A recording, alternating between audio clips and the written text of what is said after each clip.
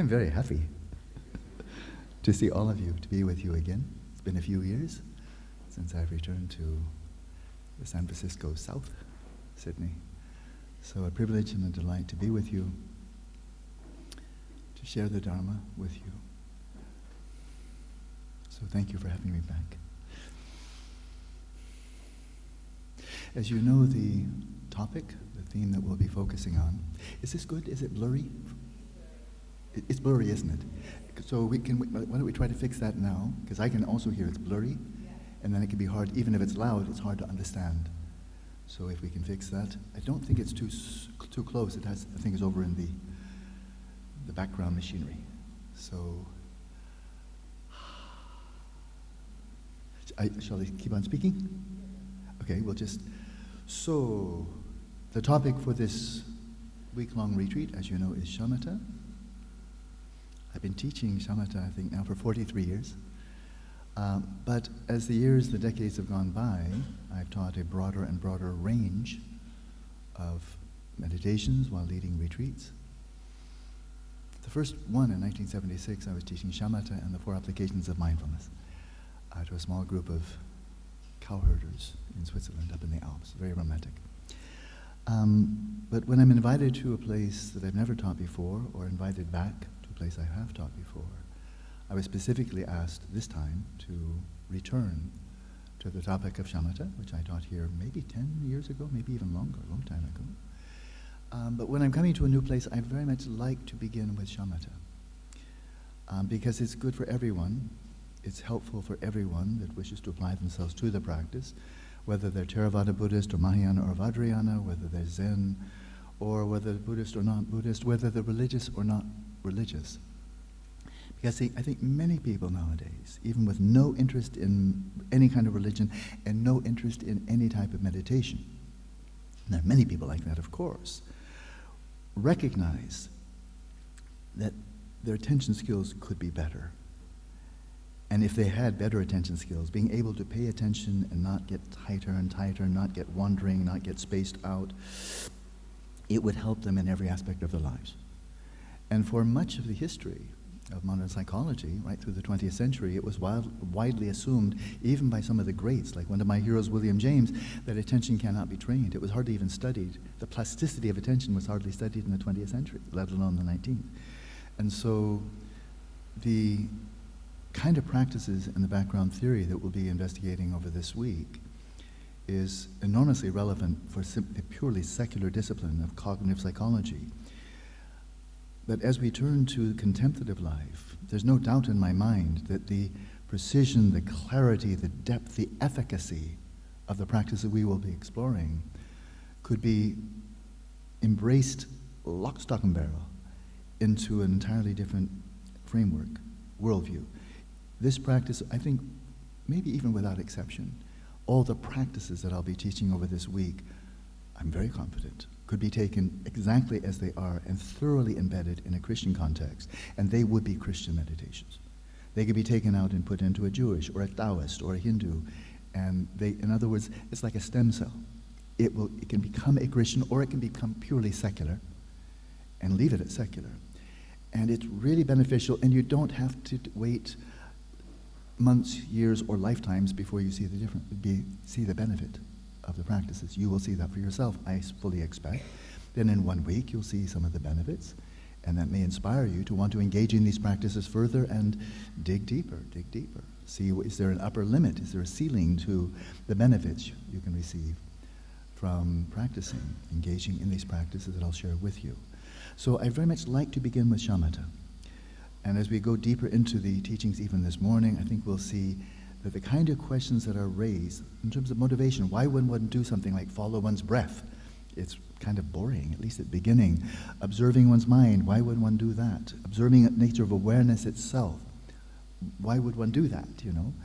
And as I think will become increasingly evident over this week, these practices, together with the theory that accompanies them, enriches them in terms of our understanding of context. They are a response to a question or even a yearning that I think all of us already experience. regardless of being deeply religious in some other tradition or not religious or anti-religious. And that is the question that is, with so many Tibetan lamas, bring to our attention at the very beginning of a Dharma talk. And that is all sentient beings, not only all human beings, are wishing to be free of suffering, and to find happiness. Some people might debate that point, but to my mind it's almost self-evident. But it does raise then immediately, and again, this is just very introductory talks, and today we'll have, of course, a shorter morning session, and then tomorrow we'll be into the flow. But the notion that we all wish to be happy, and all of Buddha Dharma is addressed to this yearning to be free of suffering and to find happiness. Free of suffering is kind of straightforward. Nobody wakes up in the morning and thinks, I think today's a good day for suffering. That'd be it. Let's kind of count that in. A good dose of morning suffering might be helpful. Maybe misery in the morning and pain in the afternoon, kind of just to keep things spicy, you know. I don't think anybody thinks that way. But in terms of yearning for happiness, as we'll see, this is going to be a full morning, I think. What do you have in mind? When we think of, and the term that I'm going to be using a lot, I think, is sustainable. This is one of the most important terms in English language now. Sustainable economy, sustainable energy. We are destroying our planet. How can we not do that and make this a sustainable environment for our own species and all the other ones that are our neighbors on this planet? So sustainability is one of the most important. And so happiness. Can happiness be sustainable, and is it even a good thing? Is it something that you would aspire for, that you would be always happy? And I will just speak first person. I don't know your minds, but if somebody came to me and said, Alan, we have some kind of electrical stimulus and some supplements you can take every day, and there's very good solid science behind this, and it's going to so top off your dopamine and serotonin levels, and a little bit of electrical stimulation here and there just when needed, that we can tell you with no negative side effects. It's a thought experiment, of course. With no side effects at all, we can just make you happy from now on. So you'll just be grinning all day long. And all your dreams will be happy dreams, and you'll wake up and even just a tsunami has just wiped out 250,000 people, and your mother has just died, and your child is just diagnosed with leukemia. You can tell, I don't want that. I would say, no thank you, thanks for the offer, but no thanks, absolutely. And frankly, I don't even want it for one day.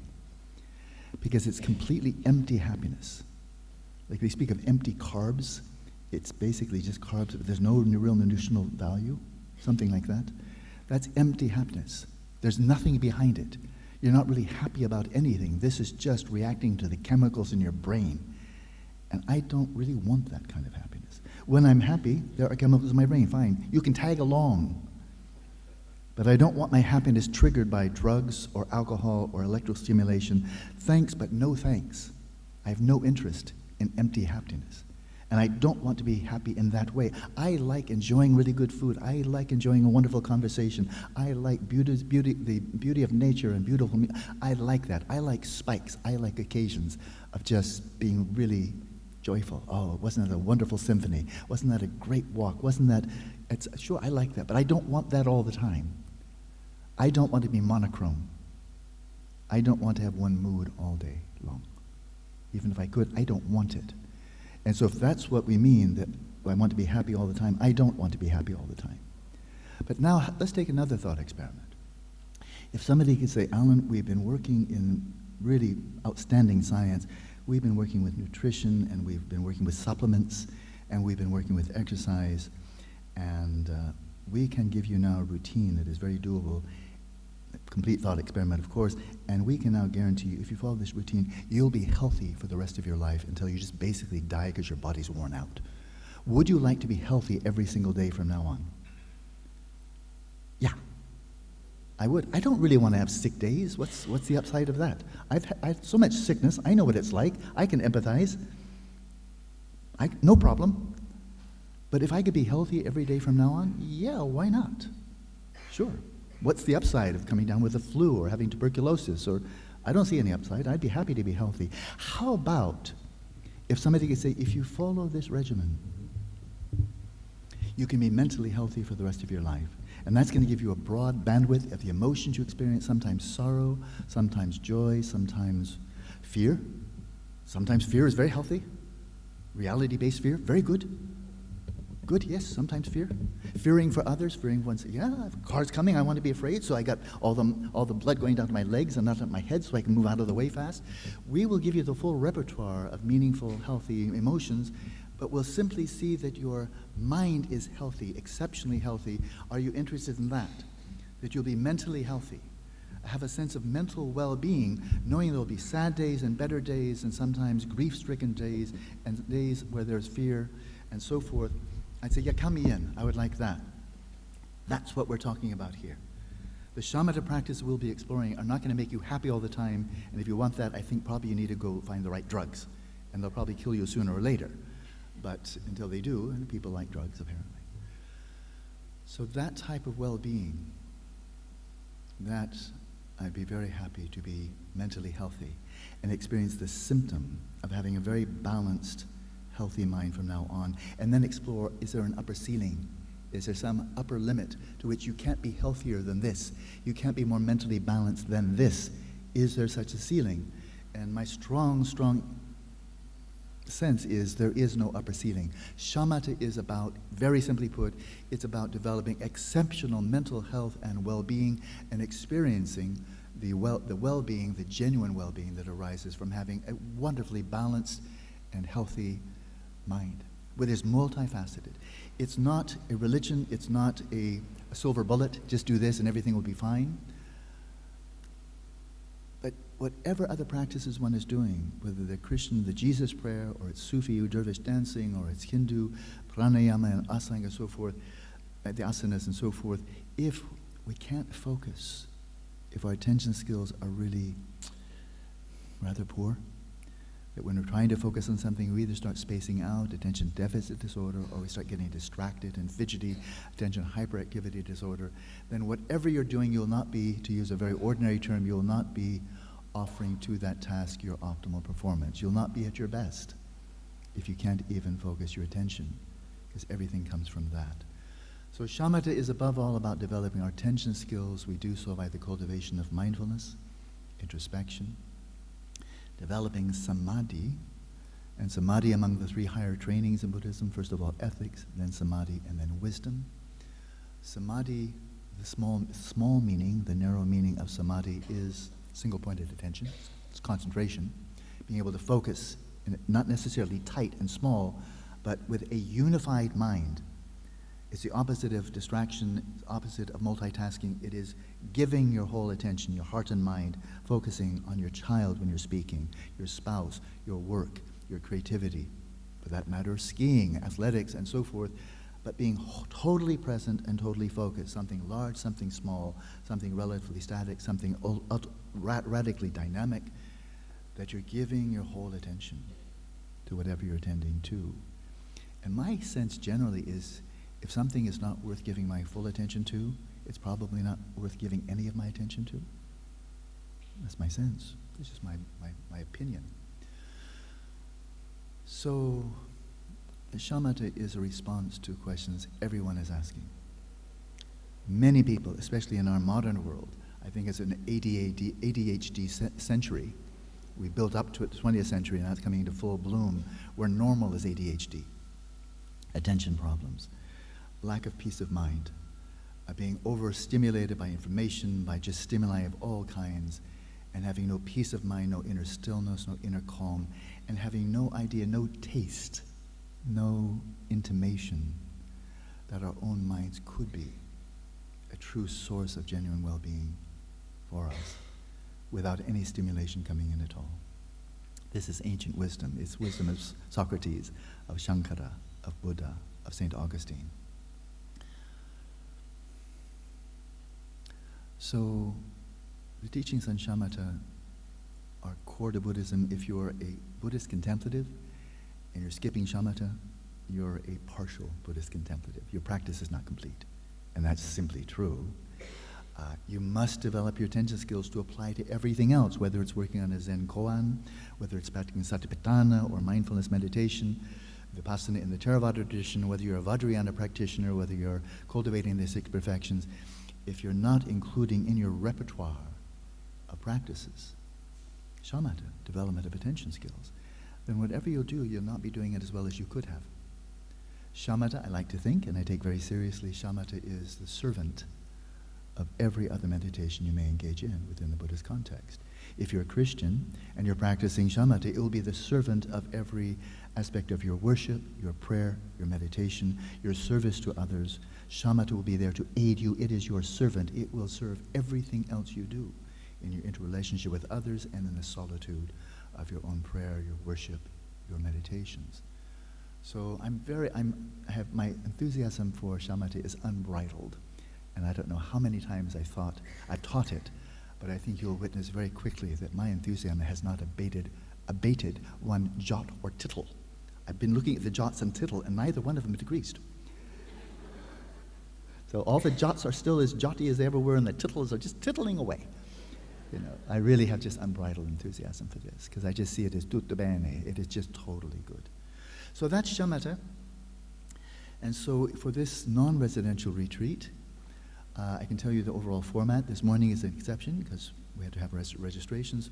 So since we do break at 12 o'clock, am I correct? 12:30, okay.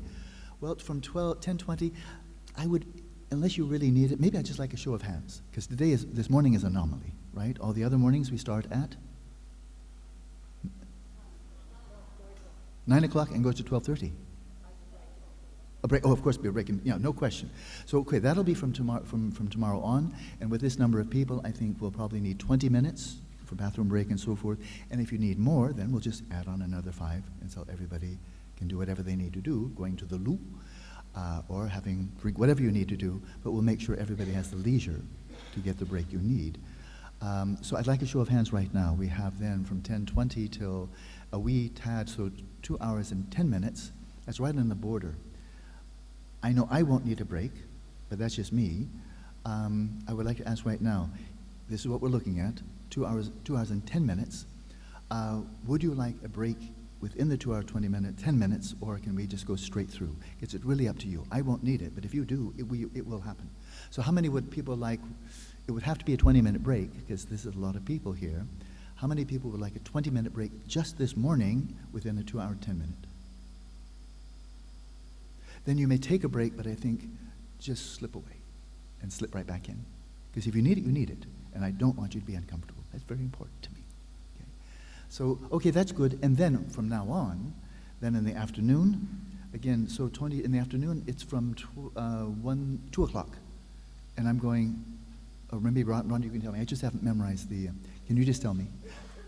I'm not wearing my glasses just yet. Can you just tell me? The afternoon session today is, for my session, it's 12. Okay, that's good. Then you'll be fine. We're going only an hour and 40 minutes. That's cool, yes? Yes, and then... Okay, today is, we're always ending at noon then. Jolly good. And then we're recommencing at 1:30. And going from 1:30 to 3:30. Yes. Very good. Jolly good. And then I will turn the baton over to the next generation. The old guy is going to go off, and I don't nap, but I'll go off and enjoy not teaching for a little while. And I'll turn you over, and I will introduce Eva this afternoon. So there's that. So that's the schedule. That's very good. All right. Okay. Yeah, and so starting tomorrow, starting this afternoon, when I'm on duty, on active duty, then starting tomorrow morning, from 9 to 12, then we will meet, just so you know the format, what to anticipate. I'll usually just about always give some prefatory comments, not too long, maybe 5-10 minutes, but I hope not more.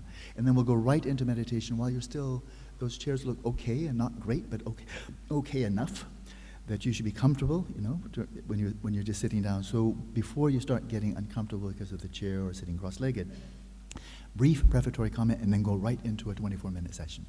And they'll be guided. And then we'll take our break. And then I'll give a talk.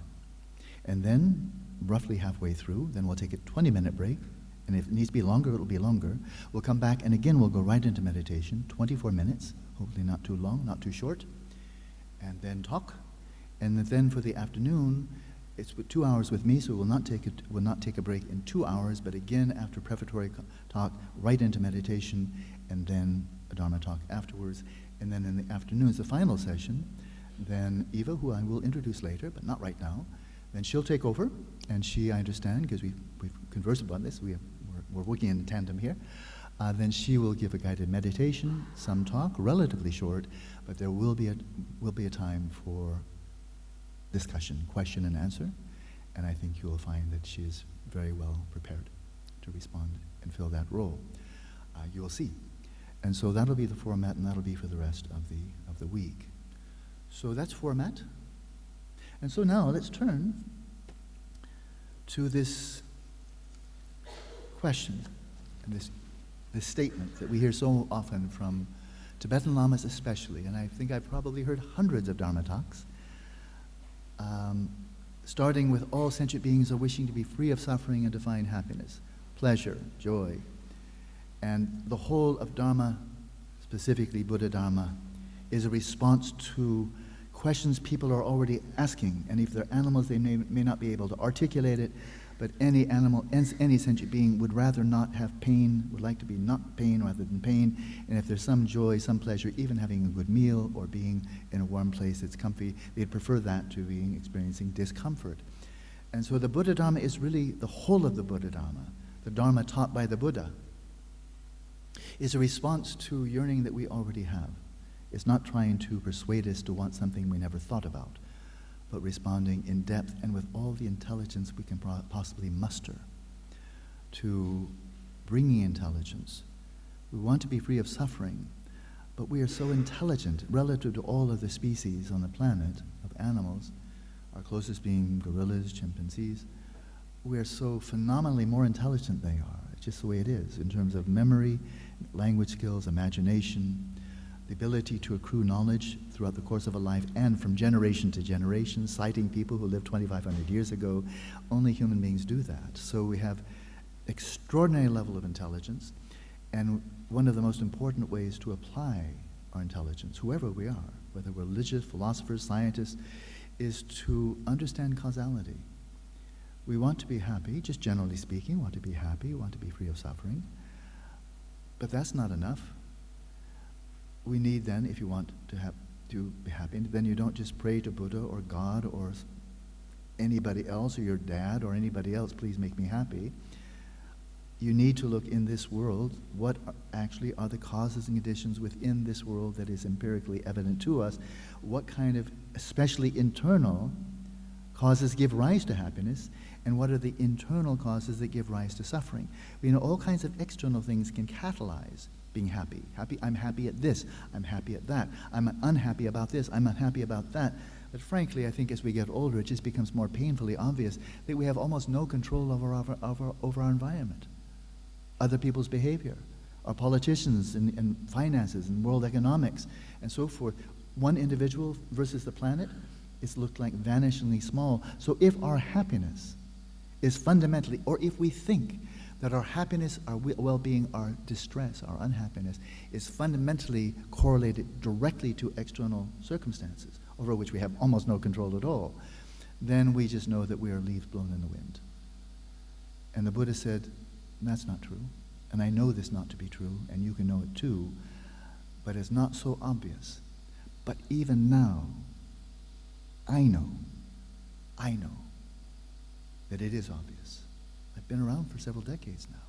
Going to live in Dharamsala when I was 21 years old, living in a community of refugees whose exodus, traumatic exodus from Tibet was very recent.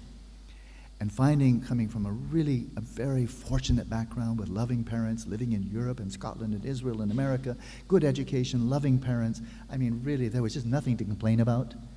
I had a very fortunate childhood and upbringing, 2 good years of university, and then left because I was dissatisfied, making my way to a refugee community where everybody was poor. It was just, how poor are you? But nobody was middle class, and wealthy, forget about it, you know? And finding I was living with the happiest people I'd ever met in my life as a community, not just the monks and yogis and the Rinpoches, but living in the village. This is not airy-fairy. When I was living in that village for 4 years. And the townspeople, they're not always happy, happy, happy, but there was a level of well-being, of warmth, of kindness, of friendliness, cheerfulness. Having recently suffered inconceivable trauma of seeing your civilization destroyed, all that you cherish most being stamped upon, who can say that's easy? So this was not a happy little summer camp that I was going to. This was a refugee community, and sickness was rampant. I got sick a lot. And I was astonished to see. Not only was I drawn to Buddha Dharma, but whatever they got, I want some of that. That kind of thing. Let alone the monks and the Rinpoches, the Lamas, the yogis. Oh, I want a big dose of that, please. But even in the village, how is that possible? They could have been so traumatized. When fleeing from Tibet, they would be machine gunned. I knew a lot of these people. They were fleeing, and if they got caught, they got in the sights while they would be shot down just for trying to get out of the country. And that was thousands that died that way. These were people I knew. How is that possible, that you can lose everything you cherish, be in an environment that could hardly be more different? From Tibet, India, they may as well go to Brazil or Switzerland. Switzerland would be nice. That really caught my attention, that their happiness was not contingent on fortunate, felicitous circumstances. And then we all know, if we're paying attention at all, there can be people who are surrounded by the most felicitous and still unhappy. I wouldn't say I was unhappy when I was 20, but I was profoundly existentially dissatisfied. And I didn't see anywhere on the horizon anything that gave me any hope of finding the satisfaction, the fulfillment, the genuine well-being that I was seeking. And that's why I just left the whole of Western civilization. And so, Dharma, if we just go to this term, which we cannot translate because there's no English term for it, Dharma is a way of viewing reality and engaging with reality that gives rise, that cultivates the seed of genuine well-being and gradually attenuates and diminishes the inner seeds of unhappiness, of distress. Shamatha is crucial for that. Shamatha is a series of methods. They either work or they don't work. If you're practicing shamatha, there's no mystery. It's utterly transparent. That's why I work extensively with scientists, because it's so transparent and it's something they care about. The Shamatha project now, 13 years ago. So the shamatha that we'll be focusing on is addressing this question again: how can we be free of suffering, especially mental? Between physical distress and mental distress, I think we do actually care more about mental distress than physical. We'd like to be free of both, but if we had our choice, we'd choose to be free of mental distress as a higher priority. And in terms of just feeling really good physically, or feeling good mentally, again, I think every sensible person would rather have a sense of well-being mentally than simply being really healthy. How can you really enjoy being physically healthy if you're mentally unhappy, or neurotic, or angry, or depressed, or anxious all the time? But you look fantastic and your health is superb. Then you can't really enjoy it. Because we know the mind is more nuclear. The mind is closer to our very sense of identity than the body. And whether you're a materialist or a dualist or a pluralist like I am, it's still true. It's not a learned attitude. So where I would like to plunge in, and I think I'll just cover this a bit, and then while you're still hopefully comfortable, we'll go right into meditation. We will have that today, this morning. And it will be the foundation for all the meditations to come. We want to find happiness, we want to be free of suffering. And what comes to mind? Because everybody would say, want to be happy? Sure. What do you have in mind, and how are you going to go about doing it? You want to be happy? Great. What do you have in mind, and what are the causes that can get you there? We are intelligent, so we can't just want the effect and not care about the causes. That's foolish. That's just foolish. I want to be free of suffering, but I don't care about the causes of suffering, then that's just foolish, and we're not foolish. We're very intelligent. We must have enough intelligence to figure this out. It's not inconceivably hard. It's just a good challenge. What are the actual causes of the type of well-being and happiness that is sustainable and meaningful? What are the kinds of causes that give rise to suffering and distress, anxiety, despair? What are the causes? And I want to know about the internal causes. I don't need to be told about outside. Everybody knows that. We can be unhappy about so many things. We all know that. You don't need me to tell you anything about that, or what outwardly makes you happy. You don't need me for anything for that. But why can people be unhappy when everything outside is great? Why can people be inwardly happy when everything outside is miserable? Dharamsala was a pretty peaceful, pleasant town, but I have known a number of lamas who spent 15 or 20 years, even in one case 35 years, in a concentration camp. Balnang Gyatso, Autobiography of a Monk, I translated for him a number of times. 35 years in a concentration camp, and it wasn't just labor, it was torture and starvation and labor. It was pretty close to Auschwitz. And eventually they released him, and he came out without hatred, without anger. And he was just an ordinary monk. He's not a tuka, he's not a scholar, he's just a monk. But he really tried to practice Dharma all the way through. And he came out, the miracle of his response was, he came out having been tortured unbelievably. And I heard in detail. And coming out with no hatred, no anger, no vengeance, but passionately and with strength, this wiry, thin monk, when I translated for him, maybe 20 years ago by now, he would speak with passion. He'd speak with strength. And I never saw the hint of anger, let alone hatred or vengeance or retaliation. I never saw, and he said, no, I do not feel that. But I am speaking for human rights. I am speaking for the end of torture. I am speaking for the preservation of Tibetan culture. And I'm not speaking against the Chinese people, but I am speaking against the way they are torturing us and destroying our culture. So there was no mincing words with him. But to come out of that with no hatred, and I cannot say I'm not a psychologist, but in my many conversations with him, I found him to be quite splendidly of sound mind. So again, no psychologist up front. Did he have PTSD? One could imagine, how could he not? But as a layperson, I never saw a sign of it. 35 years. Others, Yangchen Rinpoche, Garchen Rinpoche, lamas of mine, 18 years. And just not only getting through it without hatred, getting through it and turning it into meditation, into a meditation retreat, and teaching their fellow inmates meditation while in retreat. Or Chögyam Rinpoche, who I understand I have the tremendous honor of sitting even where he had been sitting. I think it was 18 years, not in prison, but what's the difference? He's stuck in a kind of a basement or something, in a room, and he couldn't come out, and he never displayed himself as a lama. They put him right into a concentration camp. So he's stuck in a dungeon, basically, with friends, for 18 years, and comes out a saint. Really a majestic human being. We have to know, how is that possible? Why are you not clinically depressed? Why didn't you commit suicide? Why are you not filled with hatred and vengeance? Why are you not suffering from post-traumatic stress disorder? Why are you not? And it's Dharma. There's an answer to that question. There's Dharma.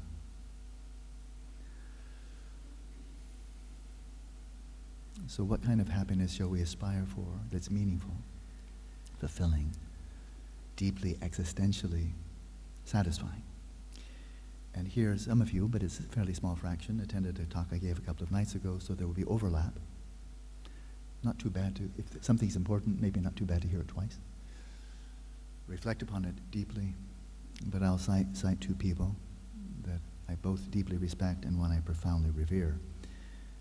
I'm going to invert this. I'm going to put Einstein first. Einstein gets the first say. So I'll change my notes. I didn't see the sequence. We're going to start with Albert Einstein. His brilliance as a physicist needs no commentary, but he was a formidable philosophical thinker. I've read a lot of his work, and he thought deeply about philosophical issues. He was not anti-religious in any sense of the term. In fact, he said, all true scientists are deeply religious. How about that?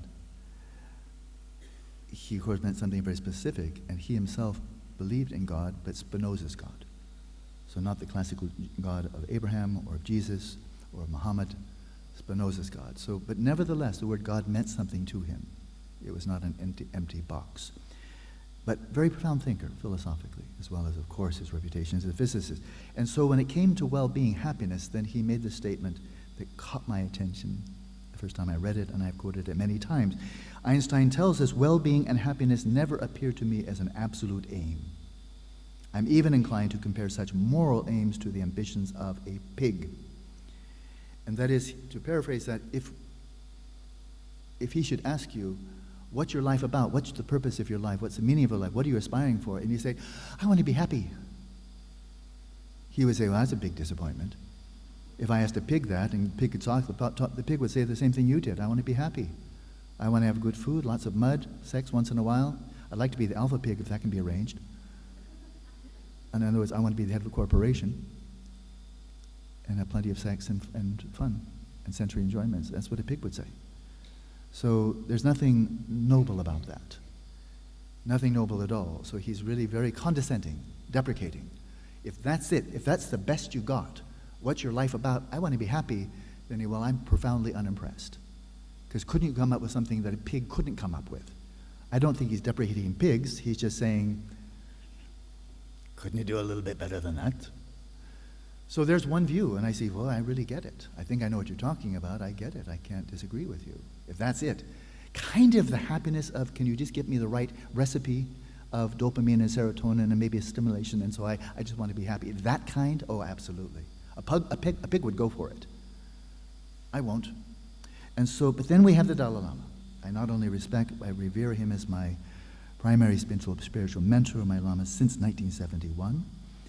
And he writes, as he's spoken many times, I believe that the very purpose of our life is to seek happiness. Whether one believes in religion or not, whether one believes in this religion or that religion, we're all seeking something better in life. And I'd like you to really focus on that.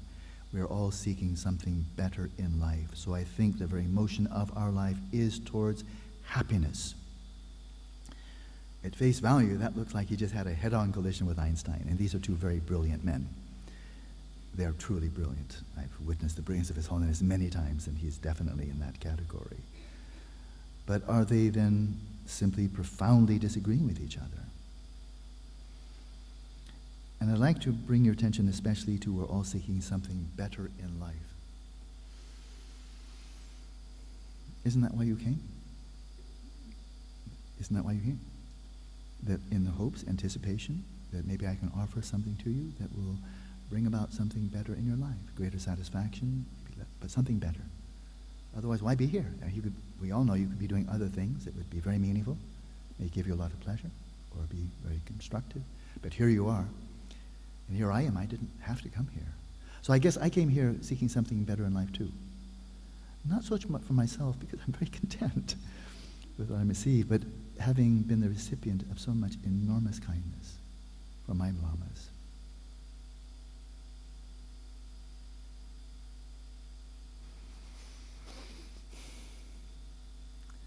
For 49 years. If I should keep that all to myself and say, thanks a million, I'm going to go off to my meditation hut, and I hope everybody else finds lamas as good as you. I cannot do that in good conscience, at least not yet. No future guarantees. But no, I'm very happy to be here. This is a way of repaying the kindness of my lamas, because I really don't need anything anymore. I can live on Social Security, and it's going to start kicking in next April. I'm set. I've got security. Of course, I could die the day after it kicks in. That'd be kind of a bummer. But really, no worries. No worries, mate. Financially, no worries. But it's not only the kindness of my lamas, for which I do feel inexpressible gratitude. But if I'd only received the help of my lamas for the last 49 years, I would have starved to death. I would have had no clothing and no shelter, no transportation, no communication. I could have not made it through 2 weeks. I think in about 2 weeks you're pretty much finished, right? And so the kindness of you, you're sentient beings, so you're a good sampling. I've been the recipient of the kindness of sentient beings, making the food, making the clothing, providing the transportation and the housing and so forth. I don't know, I've never sewed a piece of clothing in my life. I've grown very little in my life. I'm not a farmer. And so all I get is paper. You know, it has very little nutritional value. And so the fact that I'm still here, alive and healthy, is because of the kindness of sentient beings. So I was told once by the Tibetan doctor who was the personal physician of His Holiness. He invited me into his home the day I arrived. I had a letter of introduction to him. Enormous kindness. He was the greatest Tibetan physician alive, and he just passed away after being on active service, seeing clients, scores of clients every day up to the age of about 94. I saw him just a couple of years ago. And the line outside the queue was just people just traveling all over India, all over the world to have a consultation with him. He invited me to his home the day I arrived, and I lived with him. I've translated for him hundreds of times Tibetan medicine. I got a good dose of Tibetan medicine. He saved my life at least once, probably multiple times. But he's also as a monk, and he knew Dharma very well. And he made this comment, it's very simple. He said, when we consider the kindness of the Buddhas and all the emissaries of the Buddhas, the Buddha, the Dharma, the Sangha, all those who've carried the torch, kept the flame alive these many centuries, 100 generations since the passing of the Buddha. When we consider the blessings, the benefit that we received from the Buddhas, the Bodhisattvas, the whole lineage of lamas since the time of the Buddha, on the one hand, and the benefits we've received from sentient beings, far nowadays, how much of what I'm wearing comes from the hard work of people in China and Malaysia and Brazil and Mexico and Europe and so forth. They've all benefited me. I mean, that's true for everybody, isn't it? And so the benefit you receive from sentient beings and the benefit you receive from the objects of refuge. He said, if you weigh these, how do they come out? And he said, 50-50. It makes sense to me. I'm sure he didn't mean it, like not 51-49. But overall, yeah, they're very comparable and in different ways. And so repaying the kindness of my lamas, repaying the kindness of all sentient beings, and not only human beings. Not only human beings. Animals are fellow creatures that share the planet with us. So that's why I'm still teaching. It's really easy. And not because there's anything really, I don't see anything noble about my motivation, but rather it would be disgraceful if I didn't. It would be ungrateful and disgraceful if I didn't. That's why I'm teaching. So I really don't need anything here because I've been already so blessed. Got Social Security. It's coming. So are they really in diametric opposition here? And I'm suggesting they're not. It looks like it, but they're not. And that's because when Einstein spoke of happiness, what came to his mind, and when His Holiness Dalai Lama spoke of happiness, and what came to his mind were very different. Not entirely dissimilar, but very and significantly different. And the difference has been known among the sages of the world, among Socrates and Plato and Aristotle, among Aquinas and Augustine and Buddha and Shankara and Zhuangzi and so forth, the great Jewish theologians and so forth. We find it in, I haven't checked thoroughly, but I'm just confident intuitively the distinction between these two types of happiness, I'll just use the Greek terms Hedonia and Eudaimonia, I'll define them very shortly, that it is universal. And the definitions will vary, of course. I'm just giving definitions that I find very meaningful and are definitely rooted in the Buddhist tradition, because that's the one where I've been living for the last 49 years. But it's the wisdom of East and West, and it cuts through all religions, and jumps out of the box of religion into philosophy. And especially since the rise of positive psychology, roughly 20 years ago, it's jumped out of the boxes of religion and philosophy and into science. Good, strong, empirical, experimental science. It's called positive psychology. And they're raising these terms. So you're mentally healthy, great. That means you don't have a mental disease. But is there anything, can you do any better, human being, than simply not being mentally diseased? That your psychoses are gone and your neuroses are manageable. That's all the hope that Freud ever gave us. Can you get by without calling attention to yourself? Can you be productive in the workplace? Okay, you pass. Yeah, you're neurotic, but get over it. Well, actually you won't, but that's life. What can you do? I just summed up Freud in case that would pretty much do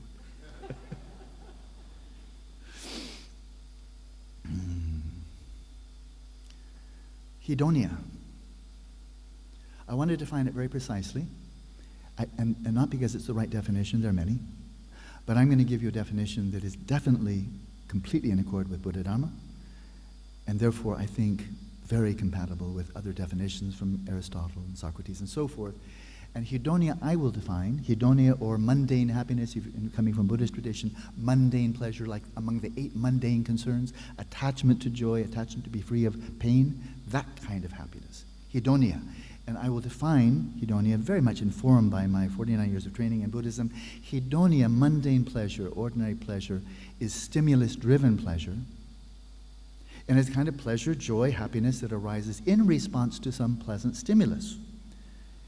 So it's not being hedonistic. If we tell somebody you're very hedonistic, that's pejorative. You're crude, you're kind of rough, you're just not cultured, you're not refined. You're such a hedonist. We know that's a put down. You're like a kind of pig. It's just sex and booze and fun, and like this is what Einstein was talking about. What's the difference between you and a smart pig who walks on his hind legs? So that's hedonia. It's stimulus driven. But now that does sound pejorative, but I want to show you emphatically how I am not using this word pejoratively.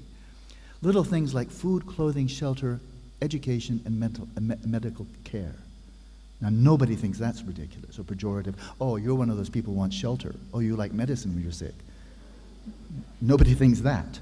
But the pleasure we get, the happiness we get, the satisfaction, the contentment we get by having sufficient food and clothing and shelter, getting the degree of education that we wish to be able to follow the livelihood and the way of life that we aspire for, having medical care, having it available that you can get it when you're injured or you're sick. All the pleasure you get from that, that's all hedonia. Now we know that is not trivial. The greatest lamas need that. The greatest saints need that. The greatest yogis need that. They need enough food. They need some kind of shelter, even if it's just a good cave. They need something. They need some clothing. The giants don't, but the Buddhists kind of, yeah, we want some clothing. No. And so, but let's go a little bit further. The pleasures of friendship, the pleasures of having a wonderful, pleasant conversation with a dear friend. Hedonia, it's stimulus-driven. So you say, no, there's nothing pejorative here at all. The pleasures of seeing your children growing up happy and healthy. It's hedonia. Nobody will trivialize that, right? But it's something that is a response to something happening in the world. But it's not all outer. It's not simply outer versus inner, because one very well-known psychologist spoke of cultivating positive attitude. Think positively. Think positively. That goes back 100 years. The power of positive thinking. Anybody remember that? That's my grandparents' age. It was cutting edge. It was a big bestseller. Wasn't it Norman Vincent Peale? Wasn't that it? There we go. We have a few people of my generation. But it's really brilliant stuff. It's good stuff. The power of positive. Think positively. Think positively about your past. Think positively. Go down nostalgia lane. Enjoy your memories. Think positively about the future. And so, if you're stimulating yourself within, that's hedonia. Is there any hedonia within religious practice? Does anybody engage in any kind of religious practice that provides them with a stimulus, response to which is a sense of pleasure? Anybody enjoy ever singing hymns? I had to go to church every single day until I went off to college. I heard lots of hymns, and many of them were quite pleasant, let alone the organ music. Oh, la la. That's hedonia. Gregorian chants, I think, are splendid. I enjoy them. Hedonia. The rituals, the sacred records of Vajrayana, of Zen, oh, aren't they extraordinary? You know, the tea ceremony and so forth, so fine, so exquisite. The ceremonies of Christians of various denominations. It's stimulus-driven. So when we say hedonia, it may be crude and you will go, okay, of course, but no. When you're generating yourself, Vajrayana practice, are you doing things with your mind that arouse a sense of pleasure because you're visualizing this, reciting that, imagining that? So I'm raising the bar quite high in hedonia. It may be very meaningful and still stimulus-driven, or it may be vulgar and empty and crass of a person who just really likes getting drunk, or just likes sniffing cocaine or whatever. Okay, that's completely empty. But you see the bandwidth of hedonia. From something that it really is quite pejorative and crude and base to something that can be very noble, but it's still stimulus-driven. And the thing about hedonia is when you stop the stimulation, the resultant happiness vanishes.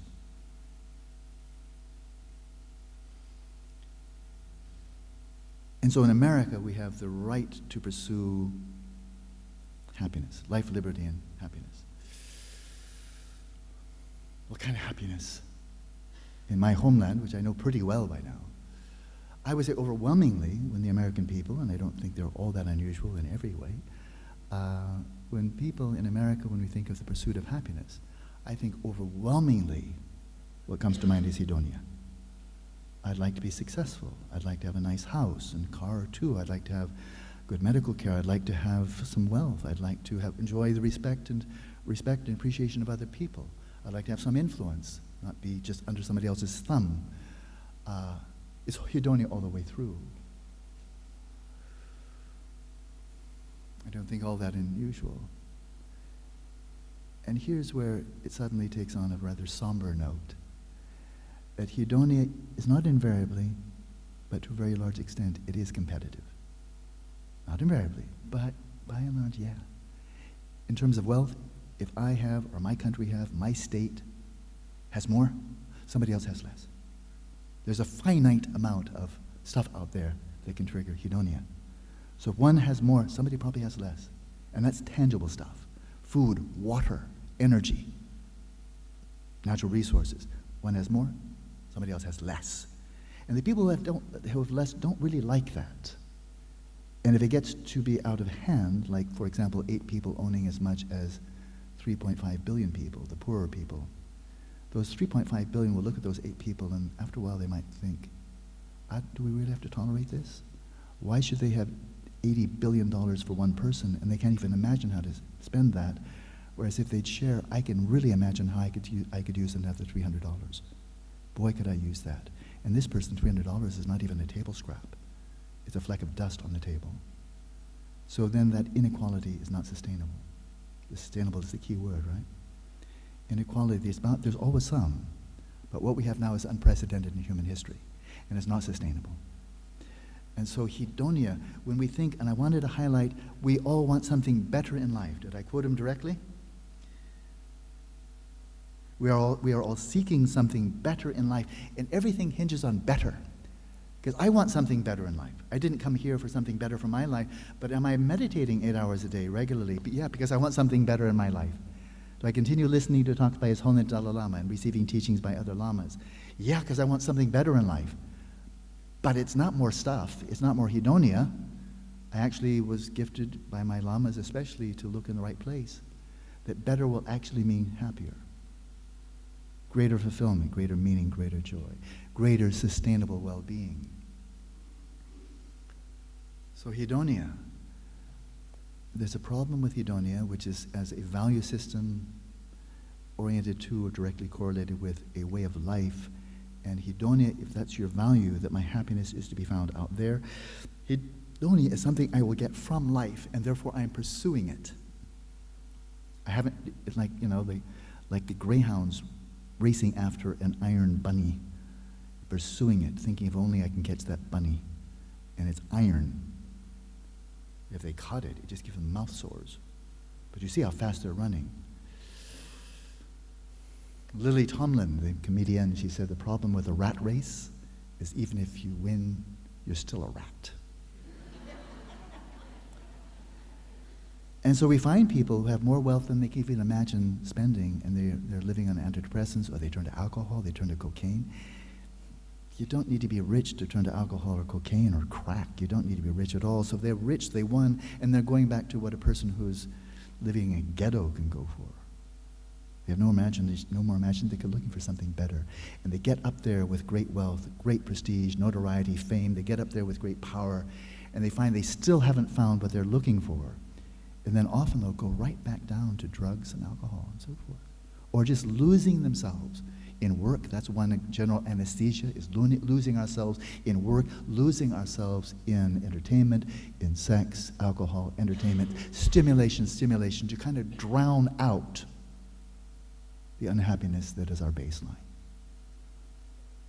I listened to, I'll keep his name anonymous, but it's very public, but a world-class musician on a documentary on him. I'll just leave it at that. And he tried heroin. He tried cocaine, of course, but he tried heroin. And the first time he took it, he shut himself up. He said it was just sublime. I've heard it's nirvanic, but he said it was sublime. It just takes you to another place. And then he said, but once only. And he became a heroin addict. He went to jail. He went to jail. But he said, all the other times you take heroin after that, it's just to numb your senses of who you are. To dull the pain of being who you are. And of course it's killing you, so you won't be who you are for very long. I wish this were taught in every kindergarten. That if your vision of the good life is you think it's going to be by getting greater wealth or fame, notoriety, appreciation, and so forth, you think it's going to be by gaining greater influence, power, and so forth, you really have to wake up. and recognize this is known territory. You're not going into a virgin wilderness here. This is known territory. And you are setting out on a path of delusion. If you think better is more of the same, you're fundamentally ignorant and deluded, which is true. And then, if one is simply an existentialist, one might say, well then, that's it. Life is meaningless, life is pointless. We're fundamentally neurotic, and we're not made to be happy. Unhappiness is just what we have to deal with. So just don't commit suicide. Show you're a mensch, you're strong. But that's not what Socrates said. That's not what the Buddha or Augustine or any of the great, great wise sages and saints of East and West, inside and outside of religion, they have discovered millennia ago that the better is something qualitatively different. It's just not more of the same. Because the more of the same will never satisfy and is never sustainable. Those two things. It will never satisfy. Those 8 people that own that much, we can count on it, they want more. If Jeff Bezos is not number 2 because Bill Gates just popped him out, what do you think Jeff Bezos' thought is? Why should I be number 2? I think I can do some good investments here and I can pop right back up to number 1. And then I'd like a greater breathing distance so number 2 can't catch me. Don't you think so? They're not just going into retirement. No, they're still wanting something better, something better. People are immensely powerful, something more. Some people are incredibly famous. In some cases, they want to keep their fame and get a bit more, And it never satisfies and it's not sustainable. So even if you win the rat race, you're still just a very well-fed rat. It's good, wisdom from the lips of a very gifted comedian. And so this Greek called Eudaimonia. In the Buddhism, just so you know that I am never really straying from Buddha Dharma here, this is a Buddhist retreat. In Buddha Dharma, it doesn't come up obviously, but if you know where to look, and I've had a lot of time to look, it's called by 2 names in Tibetan, Dambe Dewa, which is sublime well-being, and Yangdabe Dewa, authentic well-being. The Greeks called it Eudaimonia, and I will define Eudaimonia, genuine well-being, I think is the best translation I've seen, from the Tibetan or the Greek. Genuine well-being is a quality of well-being that it's not that we get from the world, that is the case for Hedonia, but it's something we bring to the world, and whether it's a concentration camp or a refugee community, or you're dying of cancer, or tragedy has just struck your community, your well-being holds that. It carries through, and it holds your sorrow, it holds your grief. But you don't become sick, you don't become neurotic, you don't become psychotic, you don't become mentally ill, because the well-being is holding you. And holding you, you may be able to hold others as well. People like His Holiness Dalai Lama. He is, to my mind, virtually an embodiment of genuine well-being. Some of you know that wherever he goes, he's always bringing that with him. He embodies it, he expresses it. And people can sense that. It's almost like it's contagious, or he's creating an energy field around him. I'm not being airy-fairy here. I've translated for him many, many times. The first time, I translated on his first teaching tour of Europe. It was very short, just Switzerland and Greece, but I was invited to be his interpreter, and I was with him all the time. I was in his entourage. And I found the whole time there in Switzerland, and I was just happy all the time. It was like I was in his force field, and I was just I couldn't look for the stimulation. I couldn't see the little vibe or whatever, but there was just a sense of well-being, of being in the presence of a man with such majesty of being, such compassion, such well-being, such kindness, such humility. And being with such a person, he's called Gundun, presence, great beings. He is certainly happily not unique. But beings who embody such deep virtue, wisdom, compassion, and well-being, they bless by their presence. And that's an empirical fact. I could elaborate, but not now. So, eudaimonia is not dependent on anything nice happening to you, not even thinking happy thoughts, or engaging in very enjoyable meditative practices that stimulate your mind. Nothing wrong with that. But eudaimonia does not require stimulation. When there's no stimulation, you're just sitting in a room temperature, ordinary room with no stimulation, like just an empty room, and air temperature is fine and you're not hungry or thirsty, then some people find that very uncomfortable very rapidly, let alone going into solitary confinement for weeks or months or years, find that anguish. And yogis will go into the same situation, sometimes much worse, and experience ever-increasing joy, living in solitary. It's not what they get from the solitary, it's what they're bringing to it and what they're cultivating in the simplicity and solitude of the meditative practice. So genuine happiness is something we bring to the world, not something we get through it, we get from it. But I'd like to linger a little bit more. We have a half an hour. I'd like to cover this. And I said meditation. That's too important to pass. So I'll speak for another just 5 minutes, and then I'll just cut myself off.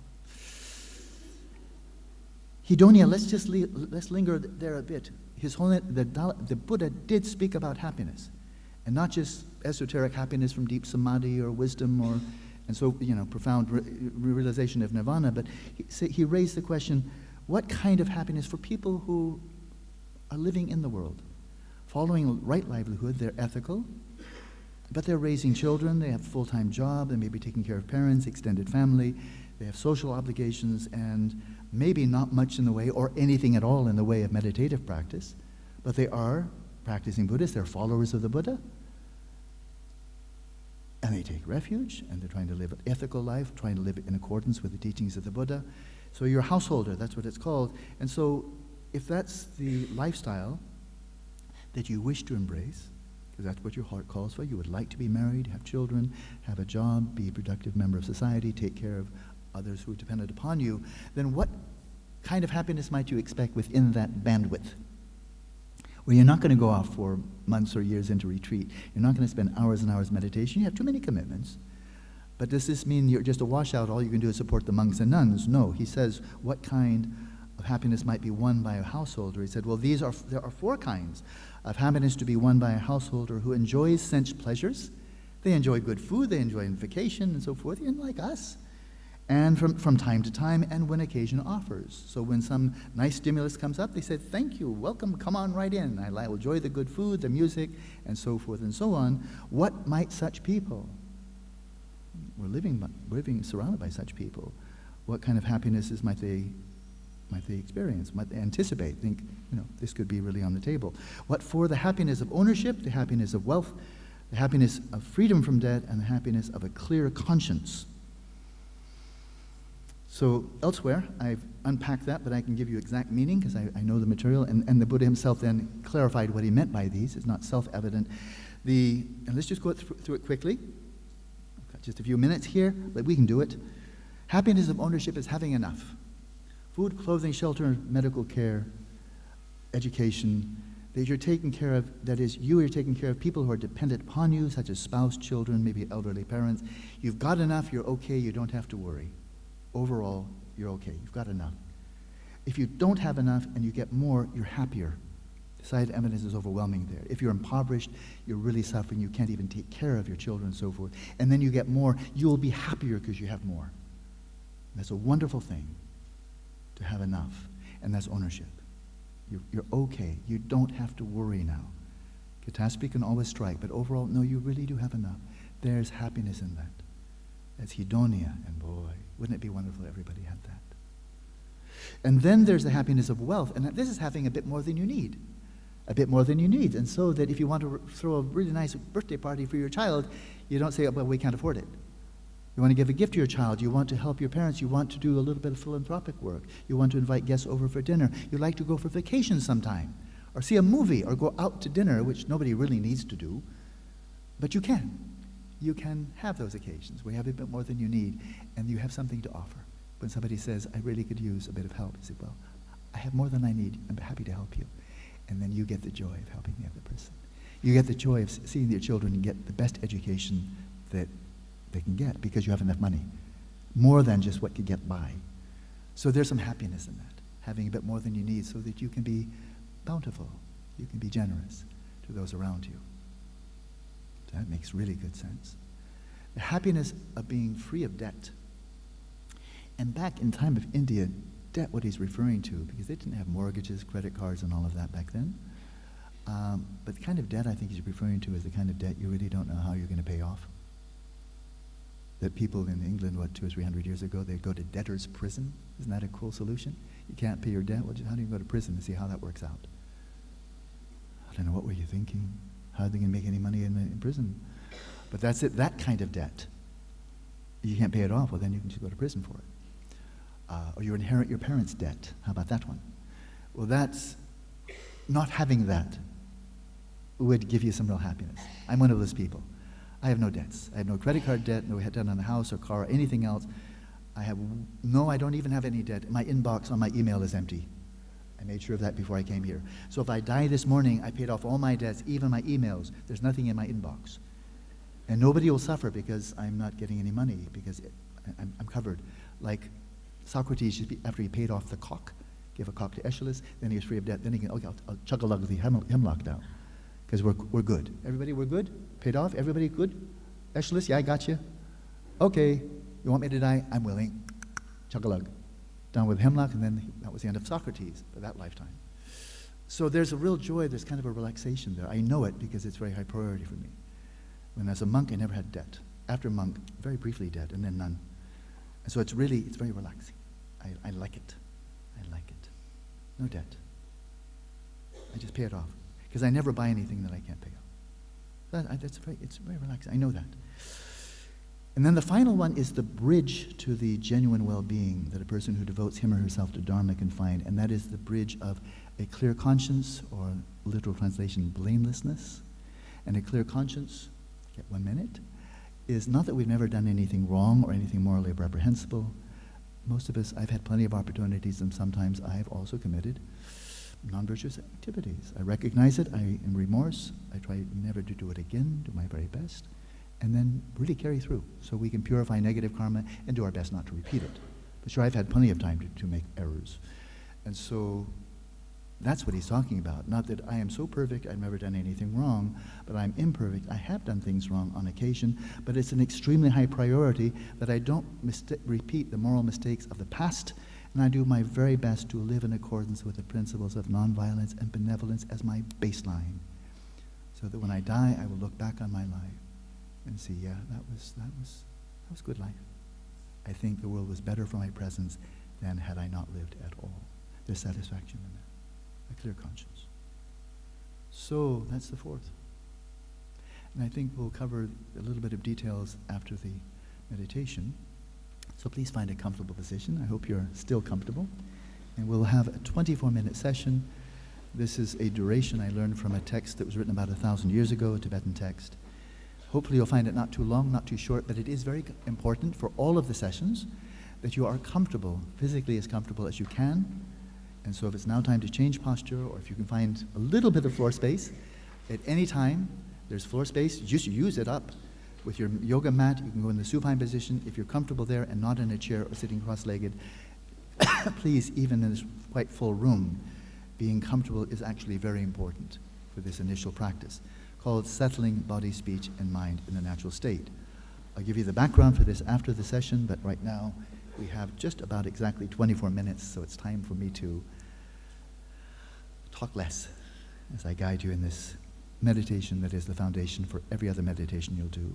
And I think that will be beneficial inside Buddhism, outside Buddhism, frankly, for any meaningful endeavor.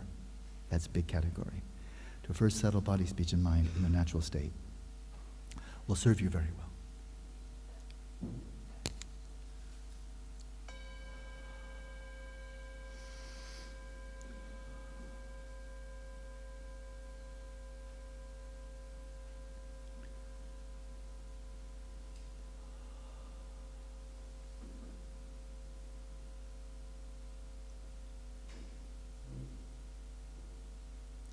We'll begin each session with the sound of the chime.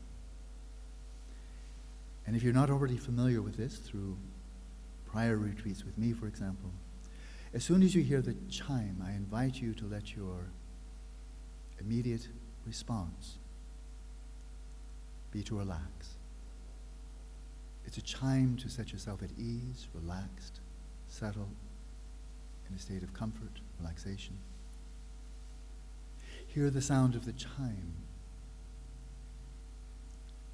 and let the locus of your awareness descend from where it most likely was prior to the session, up in the head. Having a sense you're up in the head, behind your eyes, descend. Let your awareness descend Bring your awareness down, settling, descending through your torso, down through your thighs, down through your calves, down to your feet. Sitting cross-legged, let it descend down to all the points of contact of your buttocks, your thighs, your calves, your feet on the meditation cushion. If you're supine, going down to all the points of contact with your body, the back of your head, your back, your legs, your feet, to the ground, on the chair, obvious, your contact with the chair, the ground. Descend, descend, bring your awareness down, ground your awareness, settle your awareness. And the sensations of the earth element, the sensations of firmness and solidity, the tactile sensations of firmness of the chair, the cushion, the yoga mat. And let your awareness rest there, quietly witnessing, without thinking about or visualizing your body. Rest your awareness in a purely witnessing mode. These tactile sensations of being supported, firm, solid. And rest there for a moment. You've let your awareness descend from the mental space that's filled with language and thoughts and memories. And you descended down into domain of experience, this somatic field, which is free of language, free of words, free of thoughts. It's a non-conceptual domain. So let your awareness rest in a symmetry of a simple being aware, non-conceptually, non-verbally, of the non-conceptual, non-verbal sensations of firmness and solidity.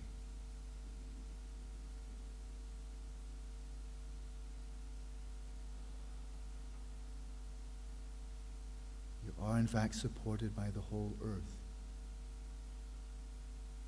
It's upholding you, preventing you from sinking into the core of the earth. Rest there in that support, that sense of being held, even uplifted.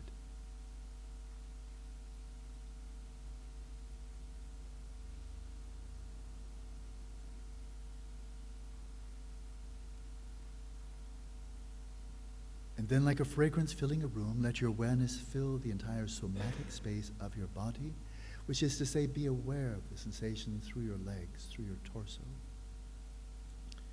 The sensations arising in your arms, up through your neck to the crown of your head. Be mindfully aware of sensations arising throughout the entire tactile field. Again, without thinking about the body or visualizing it, just be present with this whole three-dimensional field of sensations arising within this space of tactile awareness.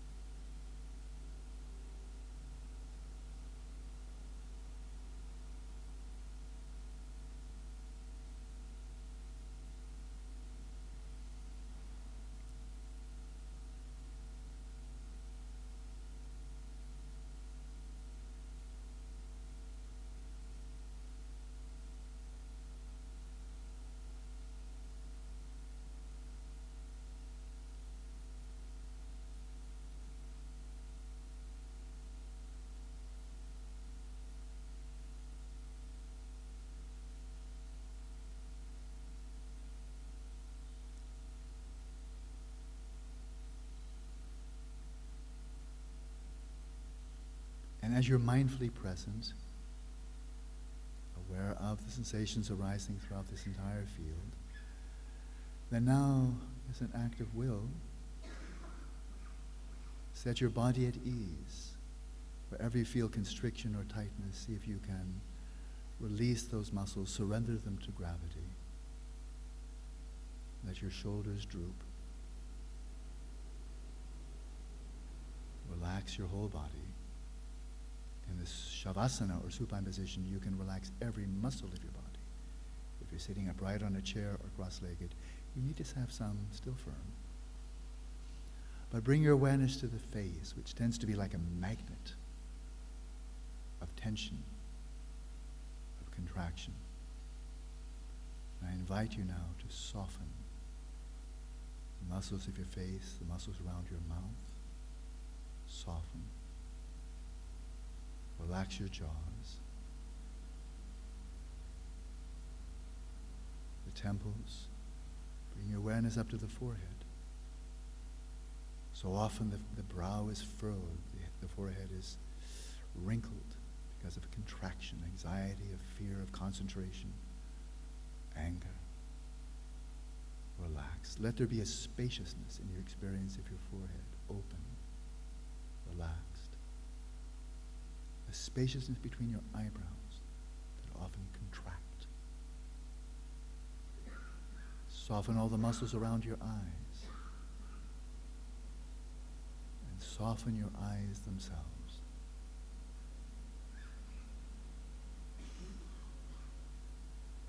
That you so relax the whole of your faith in expression of repose as relaxed as that of a sleeping baby. In this way, set your whole body at ease in a posture of relaxation, of comfort. And insofar as you are indeed comfortable,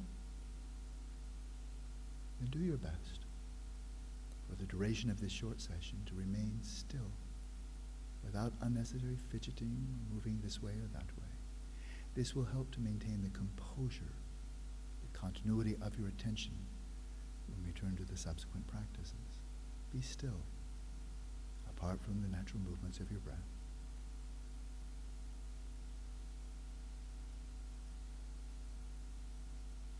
And whether seated upright or lying down, let your spine be straight. And if you're sitting upright, just slightly elevate your sternum as a soldier stands at attention. Sit at attention.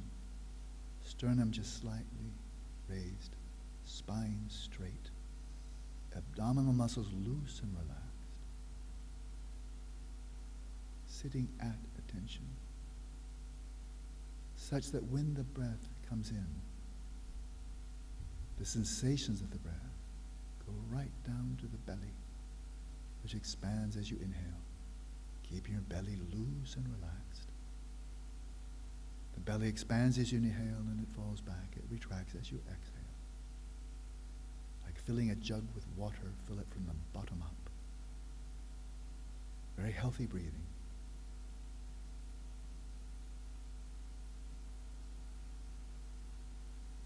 So in short, to settle the body in its natural state is to settle your body in a posture of ease, of stillness, and vigilance.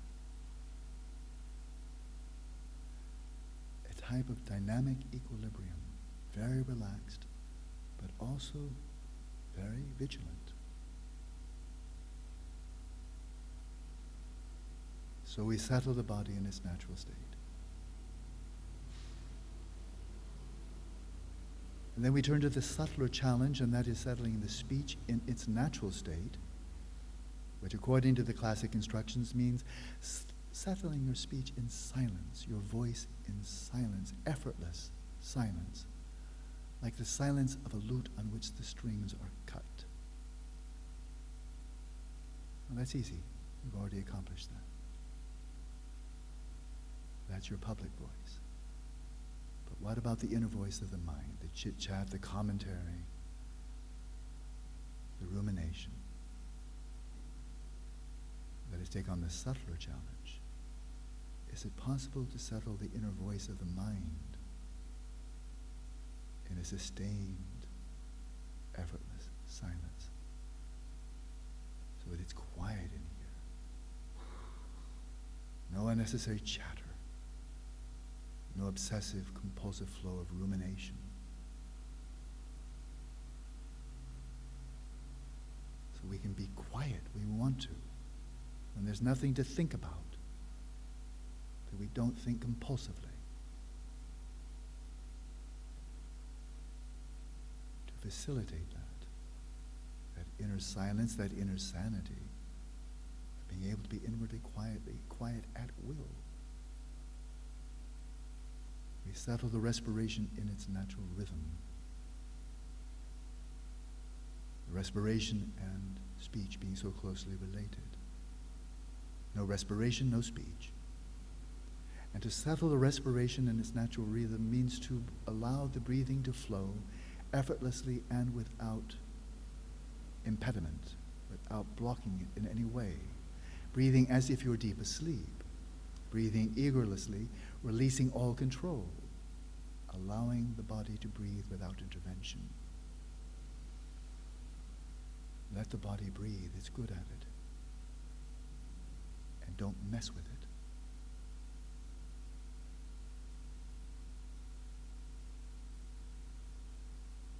And the key to this is the out-breath. With every exhalation, let the breath flow out as effortlessly, as unimpededly, as water flows out of a glass that's been turned on its side. There's no effort on the part of the glass. The water just flows out effortlessly. So let your breath flow out effortlessly, without holding it in, without pushing it out.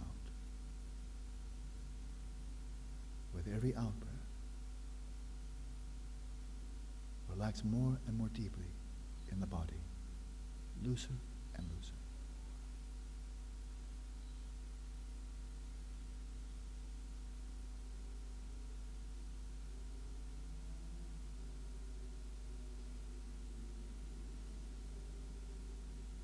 With every out-breath, release the breath, continue releasing and releasing until you've given it all away, without pushing it out, without forcefully expelling it. Don't hold anything in reserve, like all of the water flowing out of the glass. Let the breath flow out all the way to the end. And to do so, you'll need to be very quiet, not caught up in rumination when you come to the end of the out-breath. Be very quiet, attentive. Watch the breath flow out to the last drop.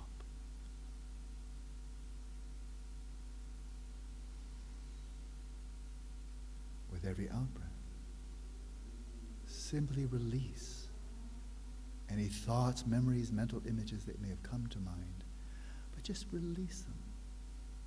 Like a mother sending her children off to school, just releasing them. Have a good day, enjoy school, I'll see you soon. Bye-bye now. Or like leaves blown away in the wind, as you breathe out, just release. The activities of the mind, the conceptualization, the internal dialogue. Release it into space with every out-breath.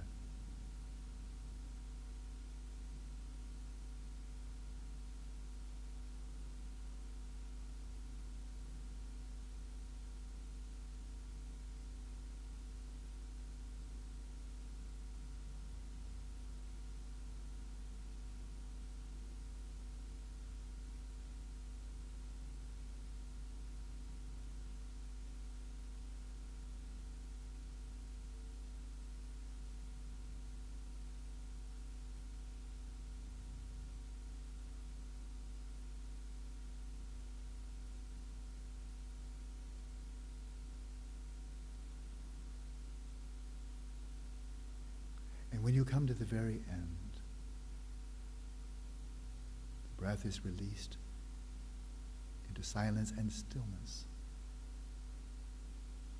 Simply get out of the way and let the next breath flow in effortlessly, without impeding it, but without pulling it in.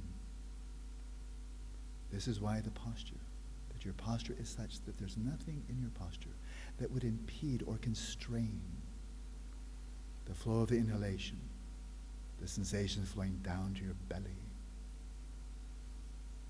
Let the breath flow in effortlessly. And As it flows in, sometimes the breath may be short, sometimes long, sometimes shallow, sometimes deep.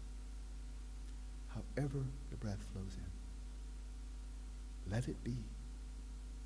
Just be present with it. Witness it without seeking to modify, without preference, without control, without interference. Let the body breathe as if you were deep asleep.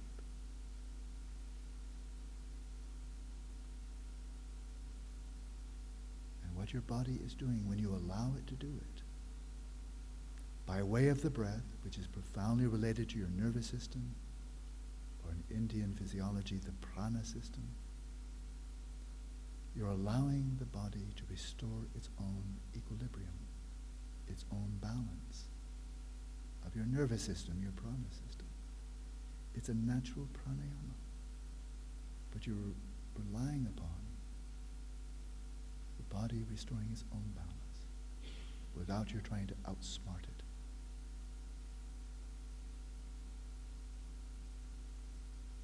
Not expecting the breath will be this or that, allowing it to be whatever it is from breath to breath. And then watch as the body gradually allows the breath to settle into a natural rhythm about which we'll talk later. You're watching your body restore its own balance, healing itself from the nervous damage we've done to it earlier in the day.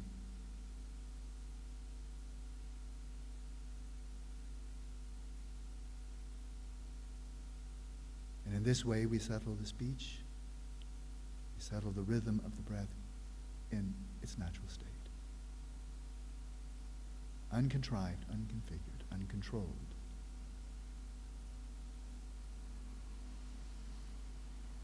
And finally we turn to the most subtle, the most challenging of these three phases of the practice, and that is settling the mind in its natural state.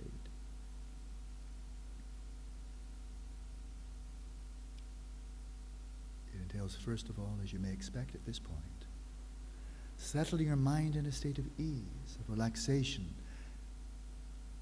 resting your mind so that you're carefree, at least for a few minutes, releasing all thoughts, all hopes and fears about the future and the past, and allowing yourself the leisure and the opportunity, the freedom to rest in the presence, in the present moment, and to be satisfied, just to be present.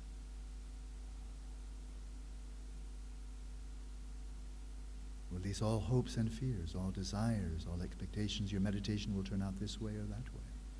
Be satisfied, be content to be aware.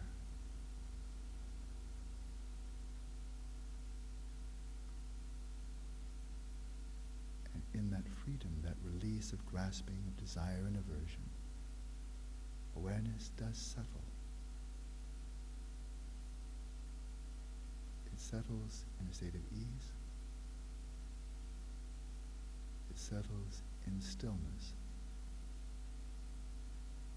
That is what is left when we stop agitating the mind.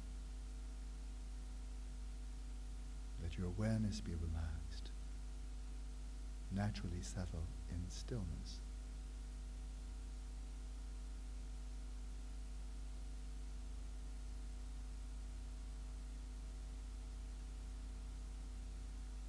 And the very nature of awareness is that it is bright, it is clear, it's luminous, it's wakeful.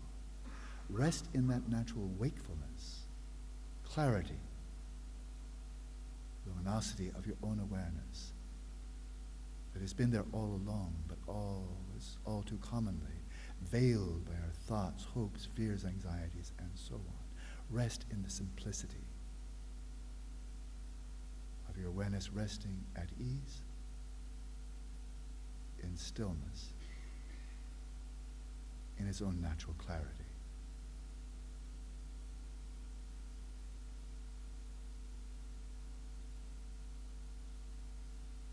The activities of the mind will not stop. There's a lot of momentum there. But Let the thoughts come and go. Memories come and go, mental images, desires. Let them come and go. But in the midst of the movements of the mind, let your awareness remain still. Witnessing the movements of the mind, but without being carried away by them. Sustain the stillness in the midst of the movements of the mind. And in this way, you settle the mind in its natural state.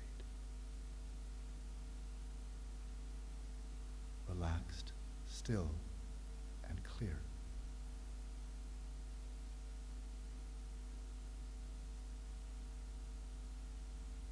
So let's rest there for the remaining 2 minutes of the session. Body, speech, and mind, all resting in a state of dynamic equilibrium, resting in the natural state.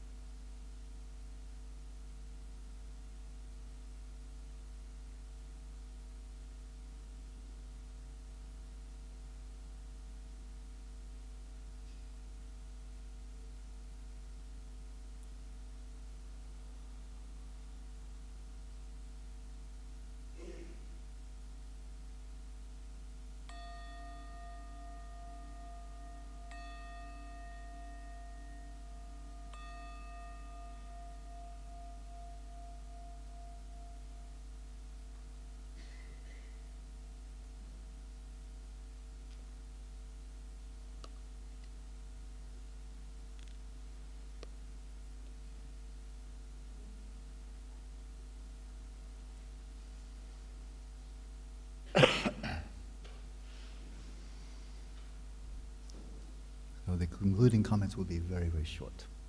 I like to be timely. It's an act of courtesy, really. But there's an enormous amount of stress, as we all know, who needs to be told that.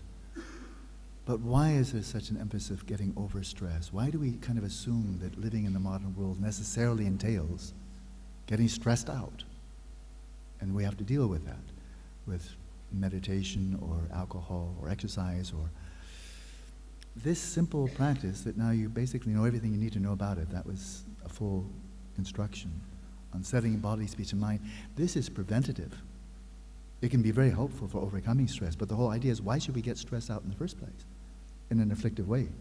If we can maintain this in between sessions as we're at work, driving, attending to our families and so forth, if we can maintain that sense of ease in the body and moving the body whenever needed, and moving the mind, thinking, imagining whenever we need to, but knowing that we can, at a drop of a hat or finger snap, at any moment, we can just come right back to an inner sense of stillness, relaxation, clarity. And then we pick up thinking like picking up a knife and fork. And when we finish thinking, then putting it down and not getting caught up in a torrent of rumination. And the mind, activating the mind, using it, of course, it's there for us to use, but when we don't need to use the mind, knowing that there's a place of quiet, there is peace of mind that's closer than your fingertips, and establishing this as a baseline. throughout the course of the day. That you're allowing the body to breathe just as it needs. If you're jogging, it will need more. If you're sitting quietly, you need less. But letting your body breathe and don't constrain it. Don't hold unnecessary tension in the body. That's not healthy. And don't hold unnecessary strain, tension in the mind. It's not healthy. It's very simple. So we have an hour and a half, and I think people need to go out, or there's no food here. So I will not even suggest maintaining silence in between, because trying to order off the menu with sign language is a little bit difficult. So I won't say anything about the break, but if insofar as you can maintain this quality of inner presence, even as you're eating, walking, and so forth, then you'll be establishing a new baseline, which will be really to your advantage. So that's it. So let's take our break, have our meal, and I look forward to seeing you at 1:30. Brief preamble, and we'll go right back into meditation. So I'll see you in an hour.